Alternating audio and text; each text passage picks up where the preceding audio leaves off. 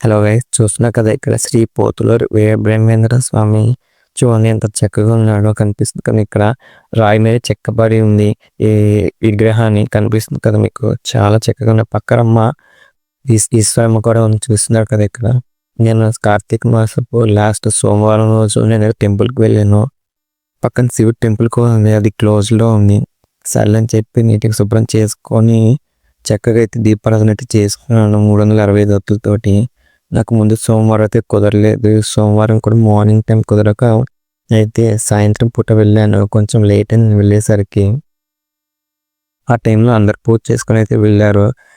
నేను ఒక్కడిని ఇంకా చేసేసుకొని నీట్గా అయితే వచ్చాను. శంఖ పుష్పాలతో అలంకరించుకొని చక్కగా అయితే వచ్చాను.